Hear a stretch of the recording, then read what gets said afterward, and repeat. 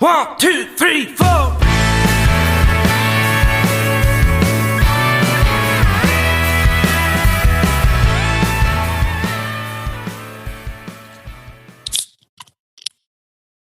Welcome back to Country and Cold Cans. I had to do a little throwback there to the first couple episodes with the cracking open of the beer for this episode.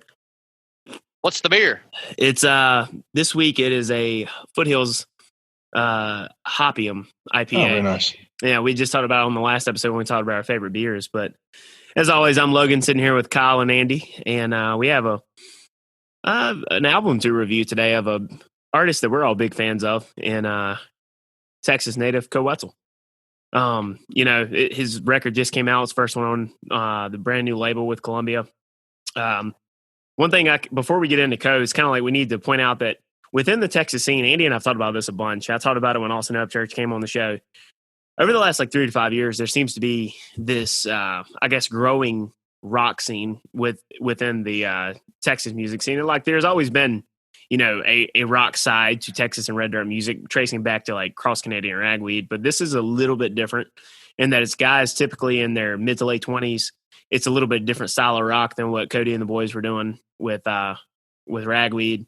And the one on the forefront of this is easily Wetzel, because Wetzel's rise has been within the independent realm quite, it's not been overnight. Everybody always talks about Aaron Watson's old song, Overnight Success, but it has been kind of overnight almost, it seems like, to people who haven't heard of him. And Co's released, 3 records before this one. It was Out on Parole, Noise Complaint, and then Harold Saw High. And then here is his first one as he signed to Columbia Records with a big major label deal. And this one is very aptly titled. Everybody wanted to throw this at him when he announced, but this record is called Sellout. He kind of poked fun at the idea that when you become more successful and you sign to a major label, that you're selling out, for the money, for the fame, what have you.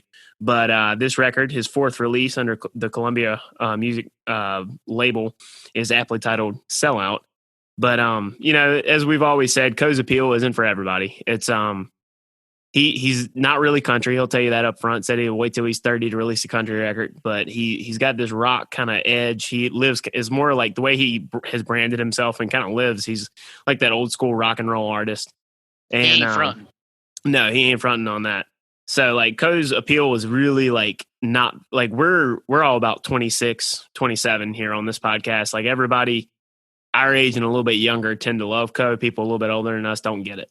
And we talked about that a lot on the last Wetzel album review for Harold Saw High, but it's kind of the case. And even within our own friend group, it seems to be that it takes you a little bit to really get into Co's music, because it's you find it, you listen to it, you're not super impressed, but then the more you listen to it, it grows on you and become a big fan. Because you said that happened to you, didn't it, Kyle? Oh yeah, absolutely. Yeah, it happened, Andy to a lesser extent, but it happened to a few of our friends. Now they're all big fans, and we've traveled to 3 different cities in the before COVID was a thing. So, but yeah, so I guess we can jump right into the record. The album that he released, Sellout, I think, and tell me if you guys kind of think something different or if you agree. I think sonically speaking, before we get into the actual songs and the songwriting, sonically speaking, I think it's this one, he kind of doubled down a little bit more overall. There are some notable exceptions on the record, but he doubled down on kind of that kind of grunge kind of sound mixed with a little bit of roots music. 'Cause you hear flourishes of some country instrumentation, but it's really low in the mix compared to grunge style guitars and just Andy was talking about, the way he sings, things like that. So, I mean, what were your guys' take on the sonic aspect of Sellout?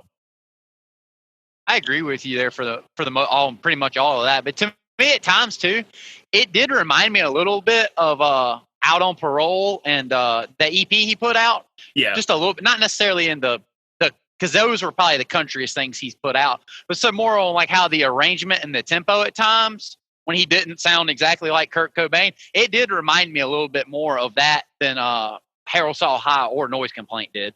Right. Yeah, I mean, I can agree with that. There are some exceptions on the record. I mean, one notable one is definitely Lubbock, but we'll get into that here in a little bit. But yeah, I mean, just kind of some background on this record. Co said that this album in itself, it was a collection of songs of emotions that he had kind of gone through within the last 2 years. And it really does show, because a common thread throughout a lot of this record is the idea of loneliness, the idea of getting past a relationship. And then when you're past a relationship, the moving on aspect, and then the other person that was on the other end of the relationship maybe still hitting you up, and you're not like, they're not past it. They're trying to tell you to get past it. So I think there is a common theme, when it comes to lyrically on the record. I thought his arrogance was a little bit more back to me than on his, Harold Saw High, because in a lot of those things, as he says that, when they keep calling him, it's that I wish you'd never fucking call this phone again. Yeah. The other one, he's like, I wish you'd tell your friends to quit calling me. Yeah, with kind crying of more in the bathroom. The classic arrogance of Wetzel. Yeah, but what about you, Kyle? Was there anything that really stuck out to you sonically or lyrically on the album? Yeah, so it kind of looks like he's going back in time to me. Like Harold Saw High kind of reminded me of like a early to mid 2000s kind of rock vibe with just, and like you said, this is very going post grunge.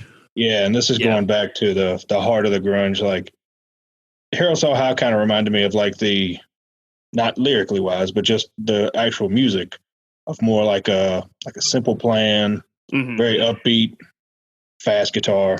Not so much this album, which is, like you said, more grunge, more kind of, I don't want to say darker, but at the same time, yeah, kind of darker. Yeah. So, yeah. To kind of like back you up on that, like I always like to try to get friends of mine that are not big listeners of this style of music to sit down and listen to the record. And a buddy of mine who I work with listened to Harold Saw High when it came out, and then he listened to Sellout when this came out. And these were, to people that aren't familiar with like the independent Texas red dirt kind of music scene, he described like he thought that Harold Saw High sounded a little bit more like Weezer, so to speak. And this one had much more of a grunge heavy kind of like sound. And that was just like them listening. That was their initial reaction coming off of one listen through each of the last album and this one. Now, this one actually, I agree with y'all. It does sound really grungy, but to me too, it's kind of like a grunge sound with a little bit of like a Three Doors Down flair to it. Right. Some of that early 2000s kind of stuff. Yeah. Now, there's a guy I work with who he loves Cody Jinks. I got him to start listening, and he really liked the Harold Saw High album.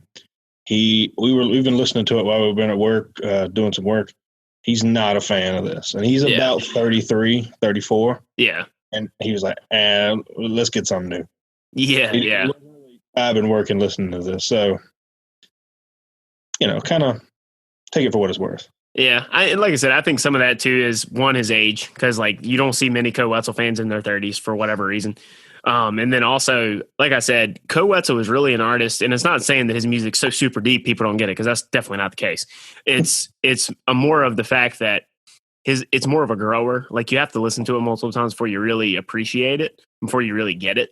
And we've had multiple examples of people we know that's been the case for them with Wetzel specifically. But I do think it's funny that you said he listens to Cody Jinks, so you're like, hey, check out Wetzel. He's probably thinking, oh, another guy from Texas. And then when it's not country music. Yeah. It was the first time he was like, oh man, these two are nothing alike. I was like, yeah, they're not, but yeah, not at all. They're really good. Yeah. But yeah, so diving, I guess, into the record a little bit, as Andy pointed out on the last album review for Harold Saw High, he kind of brought back the skits again. And I think, I kind of want to get y'all's opinion on this, because I really think the skits work for Co. They wouldn't work for, say, Parker, or they wouldn't work for Randy Rogers Band, but they work for Wetzel with his style, with his brash, I guess, branding, marketing, whatever you want to call it. But like, especially considering that the name of this record was Sellout, and it kind of like details him signing the meeting with the record company. It was really funny for pre-Sellout, where they were just like, have you listened to this? I don't know what this is, this punk country shit. It sucks. He's like, well, he's selling tickets and he's selling albums, so who really gives a shit? I like the skits on this album, and I didn't like it that much on Harold Saw High, because they were all in the middle of the album. Yeah. And to me, it was just too many. I prefer Noise Complaint with just the one skit at the beginning, but I can deal with the one at the front in the beginning and the one in the middle. I'm okay with this. But typically, I didn't really like them on Harold Saw High, because to me, when you listen to the album straight through in order, it's annoying. Yeah, I wasn't a big fan of him on Harold Saw High. I think I can't remember, but I think I said that on the last episode we did for Co. But this one, I agree, works because it was only 3. There was one at the beginning, one at the end, and then one in the middle that really kind of it really introduced what that song was going to be. So I think it was more strategically placed and had more of a focus. Whereas last time it was just kind of like, he wanted that high school theme, so it was kind of like all over the place a little bit. I think this time it was more focused. Yeah, I agree. And then too, when you listen to it in order, when it's the first song and the last song on the album, it's only one break in the middle of the album. That's not to me. It's not near as annoying. I can deal with that. Yeah. So yeah, go ahead, Kyle. No, I mean I agree. Now I didn't listen to the post Sellout just because.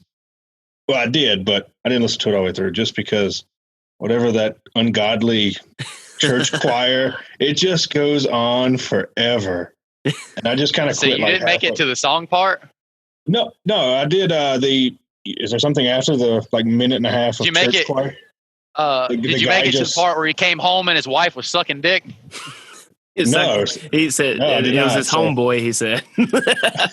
So yeah, you're gonna have to go listen to it because there was a hidden track on that. And what was funny about that was Co vocally was probably one of the it was more of a traditional style of singing. It wasn't his style of singing. So it was I had to look up the liner notes to see if it was him singing or not, and it was. I didn't think it was him. I didn't either. I didn't know. Yeah, I didn't know. I was quite impressed with his vocal ability and that kind of traditional, more style of singing. But it was. We'll jump to the last one for this. It was crazy because that was a completely freestyled song. He didn't write it. He just got in there, told him to hit record. Whatever came out, and he did it in one take. And then he was like, put it on the record. And I heard that his producer was like, we're not putting that on the record. He goes, make it a hidden track. It's going on the record. No, I'm going to get a second try because I was the same as you though. Because I didn't make it that far in it either. After 2 minutes left. Yeah, then the thing about being the chicken farmer, it just goes off the rails. Yeah, I did get to that part. Yeah, so that it was over the top and ridiculous, but it was quite comical. I mean, it worked as a hidden track just because it was, like I said, it was ridiculous. But getting into the track list, one thing, I don't know how you guys, before we get into the songs, I kind of classified this record as songs that I thought were good songs that I think are maybe good songs, but I know they're going to work really great in a live setting at a Wetzel show.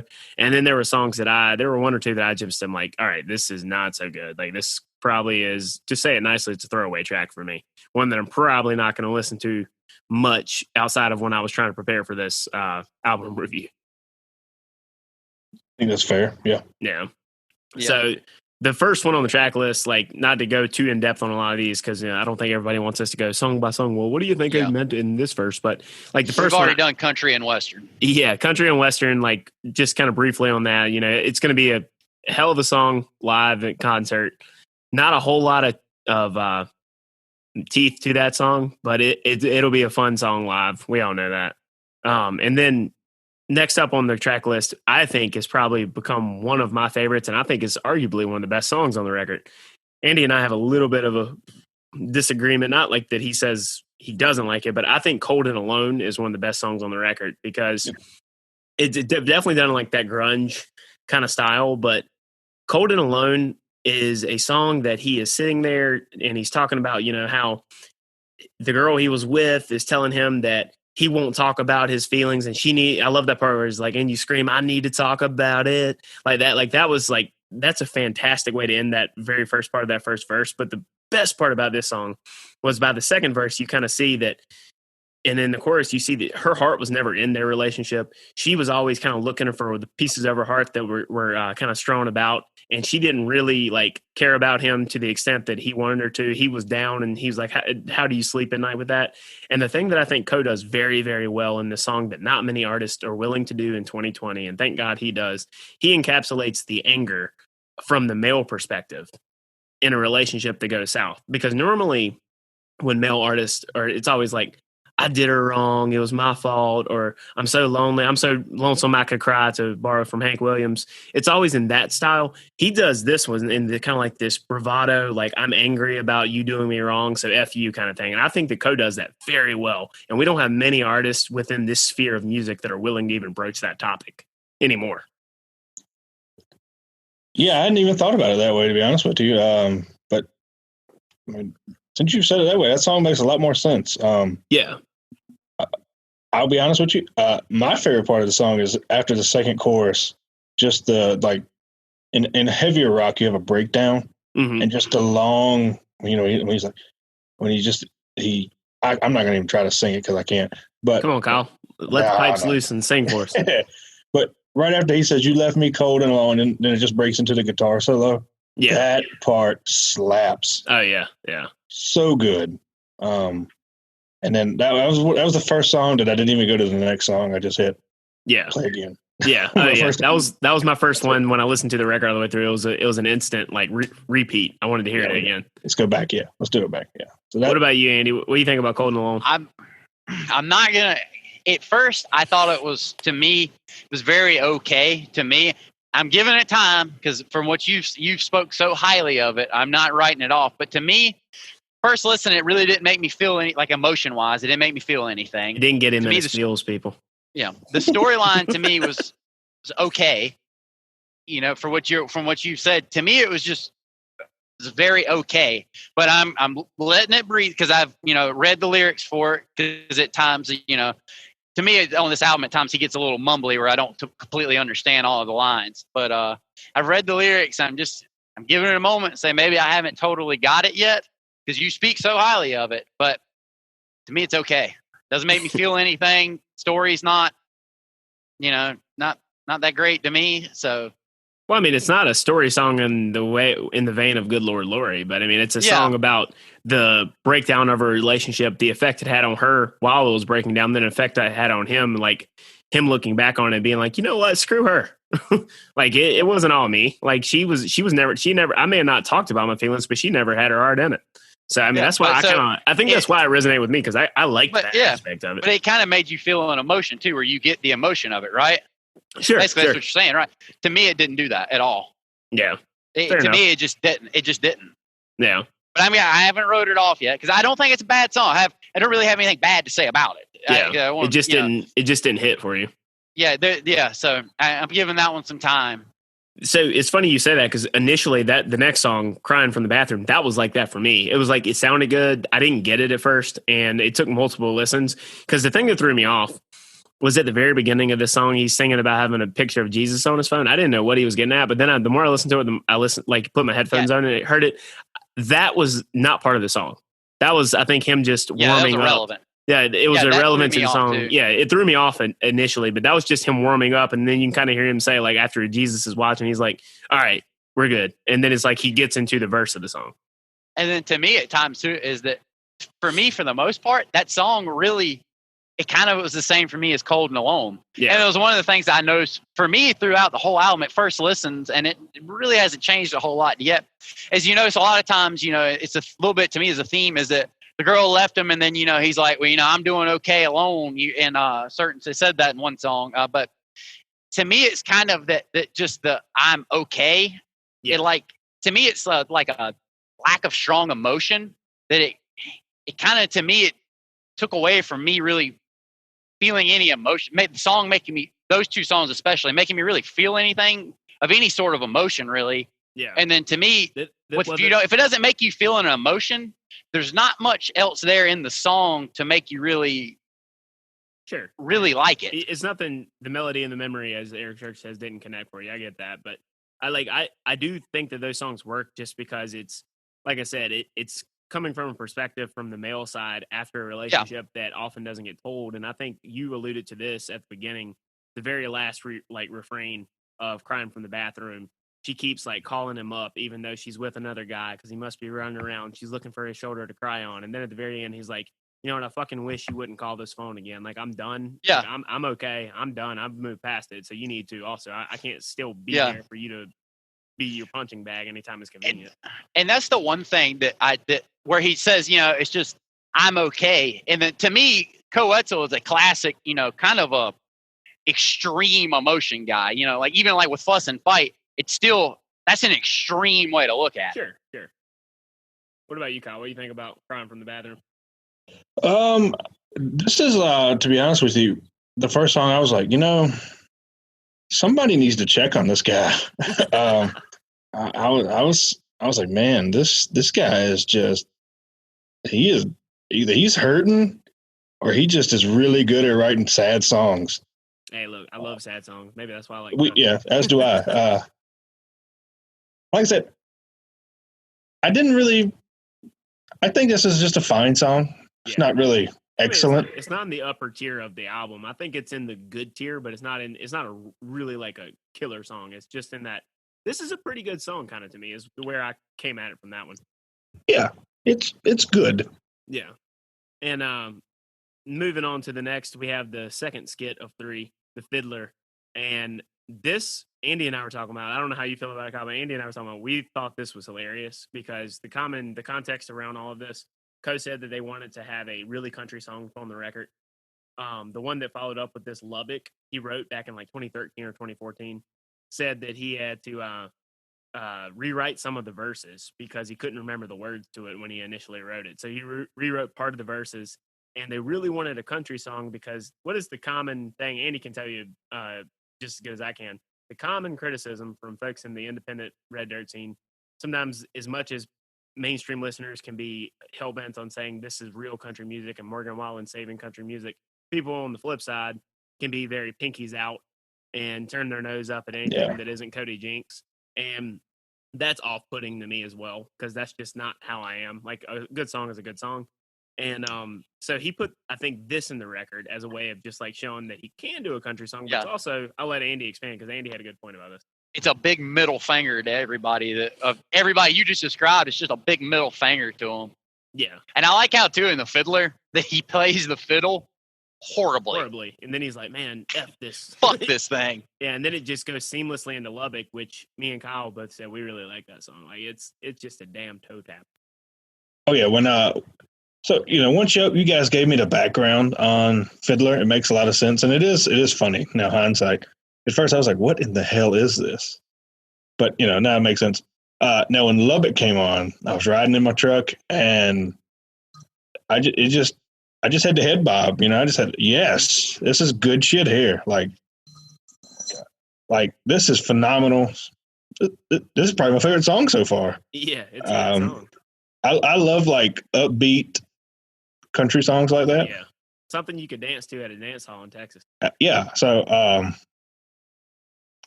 it's just a fun song. I mean, it's like, it kind of reminds me of like going back to my college town for the weekend. Yeah, Kyle, I agree because Lubbock, from me not having ever been there, but from just going off of people from Texas, Lubbock is, I've heard is, it's in West Texas, right, Andy? Yeah. Yeah, so Lubbock is out in the middle of nowhere. Yeah, I've heard that it's a party town because that's where Texas Tech is. So in Texas Tech, for our North Carolina listeners, Texas Tech is likened to ECU when it comes to being the party school. You've got A&M, which is the ag school like NC State is, and you've got UT, which is the snobby UNC of Texas. So yeah, Lubbock is kind of like, I believe, where the big parties happen at TTU, and they kind of like, I'm moving on up to Lubbock for the weekend, see how much trouble I can find. And it's like that was kind of like what that represented within this album, because he had some funny lines in there about how he's going to have to get back because if he wants to hang out with his girlfriend, I made that PG, when he gets back home. But basically, he's going to Lubbock to party. That's what that song's about.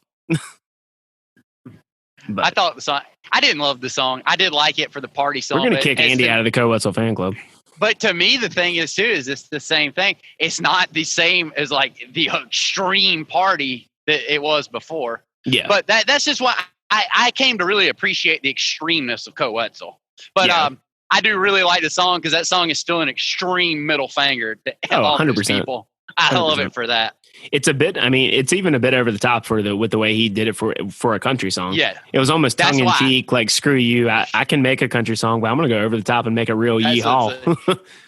To me, it's not that the song is like an extreme party song that Wetzel's known for, but it's an extreme middle finger. And in concert, he's just going to let out a big yeehaw after that, like he does on the record. Yeah.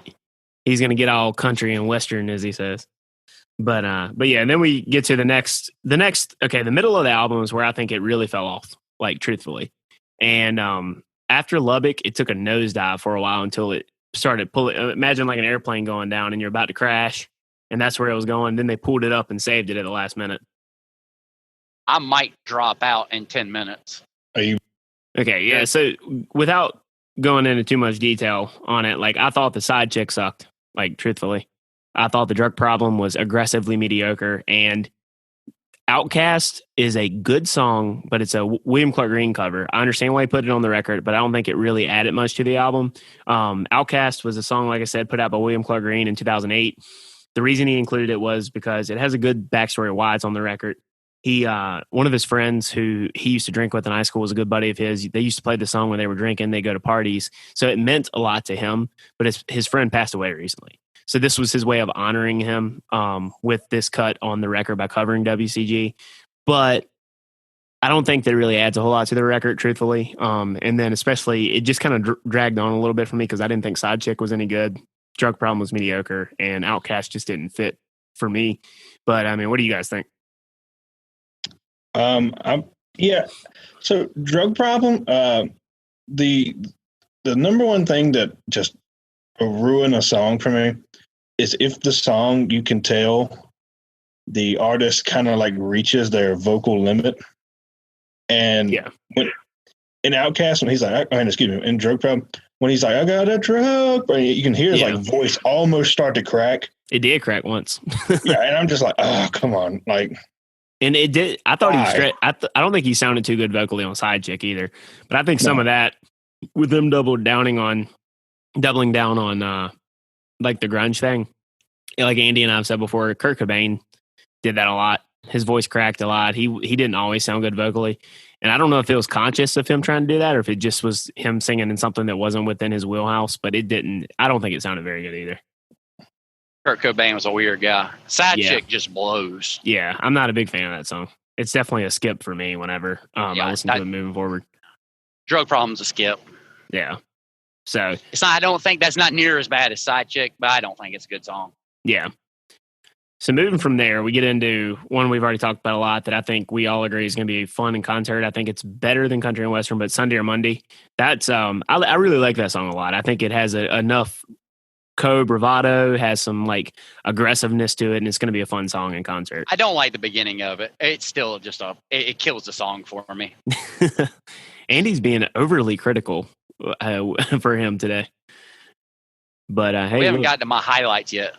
Well, the next song I believe is your favorite on the record. So if you want to take over for "Good Die Young," you're going to be right. I think it is. That's the best song on the album. I love the writing on that song. I think that's the best written song on the whole album to me.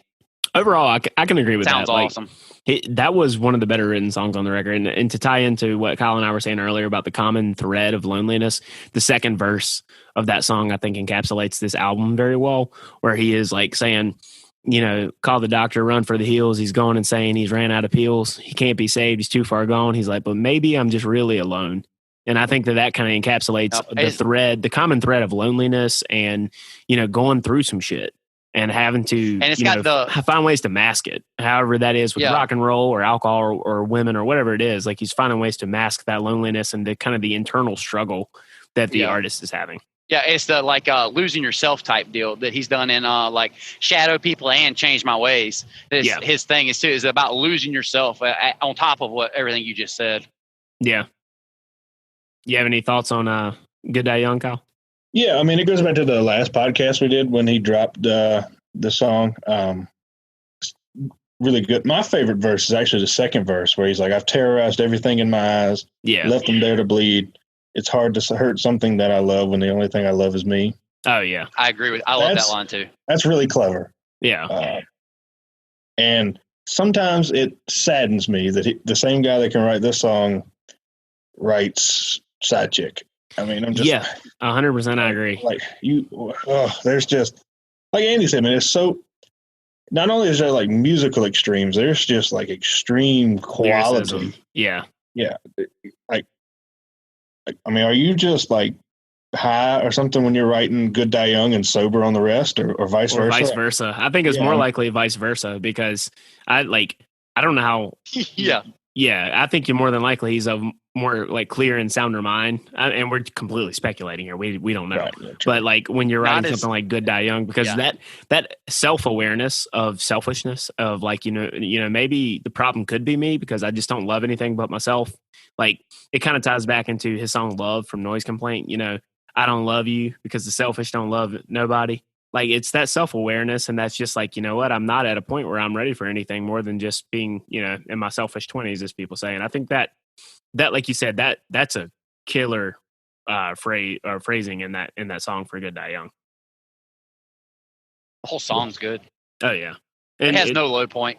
no, that song is arguably, I think right now I still put it as the best song on the record, but I think Cold and Alone is close. But I do think the songwriting on Good Die Young overall is a lot better. I'm 100% with you on that. There was one thing too that surprised me. I just realized this yesterday. As many times I've listened to Good Die Young, I still don't entirely get that song because the chorus about the story's getting old, where the good die young. I don't really understand what that has to do with the verses. Well, I think that's a reference to how many songs in music have we heard where it's like, always talking about how the good die young, but in reality, I think that what I think, my take on that is what I think he's saying is that maybe the good are not the ones that die young. Maybe the ones that put our bodies through hell by trying to cope with all these bad thoughts that we're having and fighting our inner demons actually is going to kill us in the end, because not everyone can be, was the guy from, what's his name? My mind's blanking, Andy. The guy from AC/DC. Angus Young's the only one I remember. No, well, that reference fell flat, but but not everybody can put their body through hell and just keep living. Where a lot of times people end up more like Kurt Cobain or anybody in the 27 Club. When you're battling personal demons, you either bottom out and you quit, or you end up dying. And I think that's kind of what that part of the song is referring to, with all the things that he says he's going through at that moment. And moving right along to the last couple songs on the record. One of them I know we all universally think is a straight up jam. But before we get to that, we have Drunk Driving, which we have a little bit different opinion on. I think I think it's a good song, but I don't think it's a really good song. I think it's kind of in that same tier with Crying from the Bathroom for me. I think that it's another song about, he was definitely going through some shit, like Kyle said, because that's what this whole song is about. It's just like, if I don't make it out of here, tell my mama to look after my friends, because things aren't going so great for me right now. So I'm drunk driving again. And I kind of think he's leaving. My thinking was he was probably leaving from a one night stand that he just felt terrible about having, and now he's drunk driving, trying to get away. And if he doesn't make it home, this is what he's what the thought process is running through his mind. So, did you take the drunk driving part literally? This one, yeah, because I'd like to hear your viewpoint on that. The way I took it was, like I said, I think he was leaving from a hookup that he wished he hadn't have done. He was feeling bad about it, and now he's like drunk driving again. He's sitting there thinking, if I don't make it home, this is kind of like, what if this is what I'm remembered for? Tell my mom, to look after my friends, kind of thing. But what's your take on it? I can't remember the exact line, but I thought it was more is that he was, what's the exact line? He's drunk driving again. I don't remember off the exact line off the top of my head. Do you know it off the top of your head? I don't, but I can look it up. Well, he has Yes, that. The one that I thought was really sad was when he's like, everyone's got to die somehow. Why not me right now? And I was like, yo, man, somebody needs to come and check on this man. Like I said, I don't really mean this. I hope I really shouldn't mean this. But you know how like sometimes when people do suddenly die, they're like, oh, all the signs are right there. Like if you are friends with this guy, maybe you should reach out to him, because maybe it's just music, and I hope it's just music. And sometimes, to be fair, it could be just that we're seeing his worst points in song form, where all of us have had very bad thoughts and very, very bad self-destructive behavior, but it doesn't get put onto a 11-song album for millions of people to listen to. And I hope it's just a song. Yeah, nothing more. Yeah, I didn't take it literally. I can't remember if the line off the top of my head, but I thought he was similar, like he's drinking in his as a coping mechanism type, where it's kind of like the if you know the song, it's a 90s rock song, is Drive by Incubus.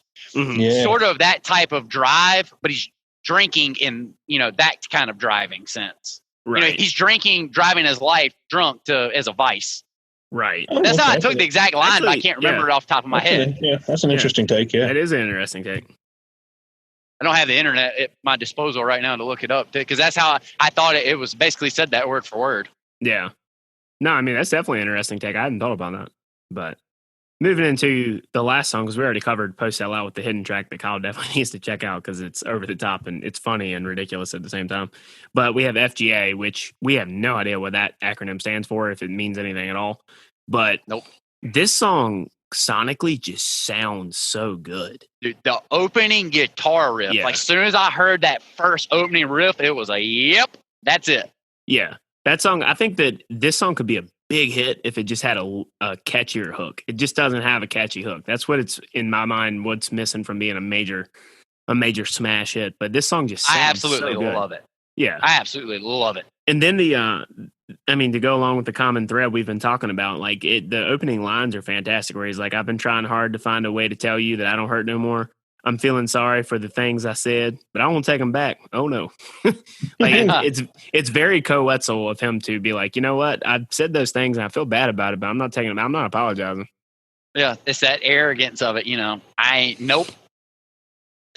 Now you didn't have you said it quite didn't have a hook. The chorus is the hook for me. Mhm. I ain't never gonna change. I mean, it repeats it over and over again. Yeah. I mean, like you said, just the guitar in the song just slaps. I'm not instrumentally inclined, so I don't know what it's tuned at or how they had the electric guitar, whatever however they set the tune or whatever.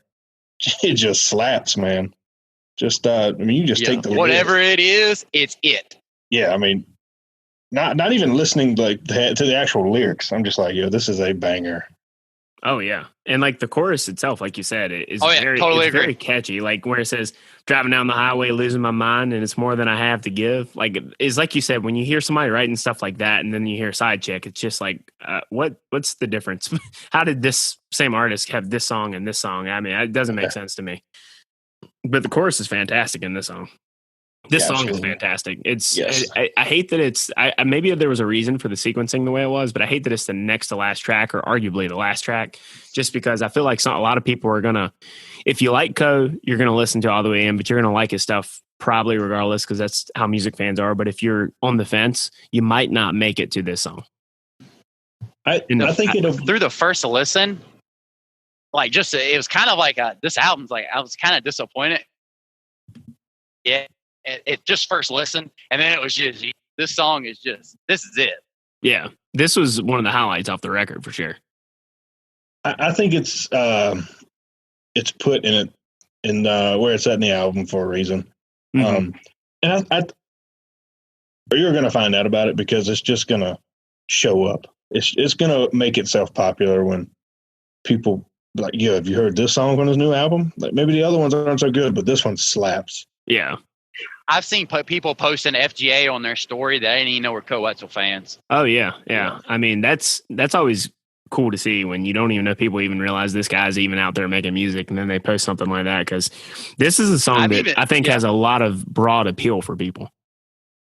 Mm-hmm.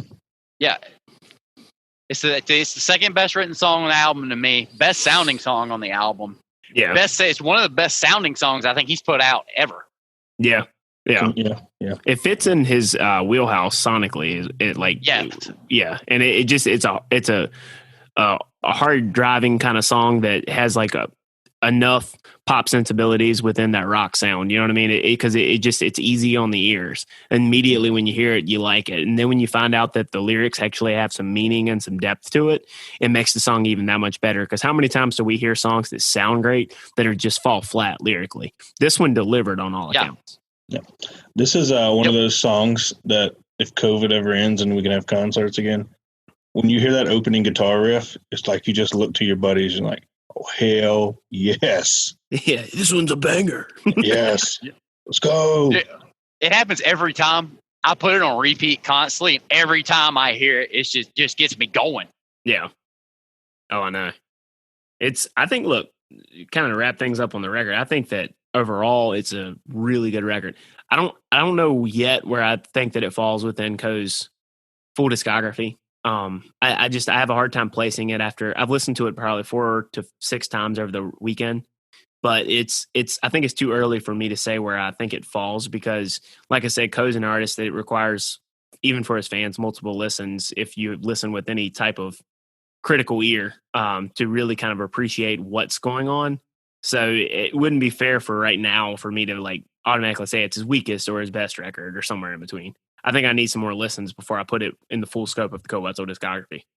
Yeah, I agree. I would say because like to me, like if like what I said about the analogy in drunk driving, it kind of changes the whole song. It does. One little slight difference kind of changes the way you feel about the whole song. Mm-hmm. And that's why I haven't wrote off Cold and Alone, because I think I might just be like 2 lines clicking together from changing my whole opinion on the whole song. Yeah. I mean, like we say with everything, that people in 2020 just don't seem to understand context matters. And you need proper context for all the songs, the proper context within the record for what the message is trying to convey, what the emotion that message is carrying. Like you need to understand all that before you can really make a fully formed opinion.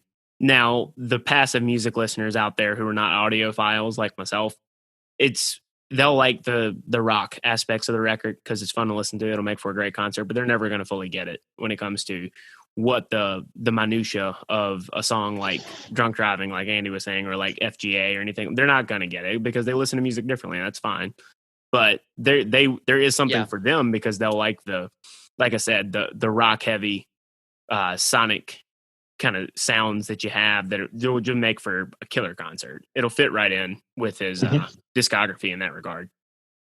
Yeah, it's got like too. I think it's good when you don't get an album the first time you listen to it. 100%. I think that's a good thing. The first few listens, if you don't totally get it, I think that's a good thing. And it's got. We've said this too. Is I hate to even bring this up in the same sense, like paragraph, but we've said that too about Turnpike. They have something for you, even if you don't listen to what Evan Felker is even telling you. Yeah, they got something for you because it sounds good. Yeah, because I mean, really, the only thing Co and Turnpike not that I want them in the same conversation, but no, the only thing they have in common is the fact that they're from the same regional area of the country. Outside of that, there isn't a whole lot in common. And they both sound good musically. They sound good. They do. I mean, they sound good, but they sound good. They have that time, Andy, and we'll believe it. Yep, they sound good. Did I mention that they sounded good? But yeah, as always, go on Apple Podcast, give us 5 stars, subscribe, stream it, share it. Go to Spotify, follow us on Twitter, Facebook. We have some cool content on Twitter here and there. Facebook, we need to be more active on. Instagram, we've abandoned because it was boring. And but yeah, follow us on all that. Share the podcast. And if you want a cool Country and Cold Cans koozie, go to oakcitydrifters.com/shop. Also, countryandcoldcans.com/shop. Pick up a Country and Cold Cans koozie. $5, free shipping. And you know what?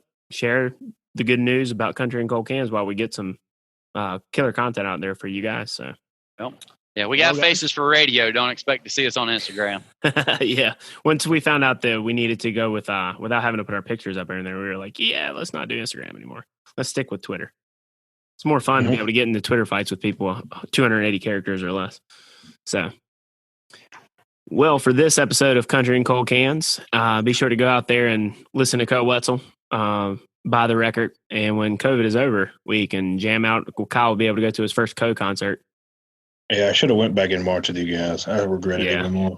Yeah, well, at the time, to be fair, at the time you didn't really know him that well. That is true. Fair. So, but next time you won't miss it. So, yeah. All right. So I'm Logan for Kyle and Andy. We'll see you next time.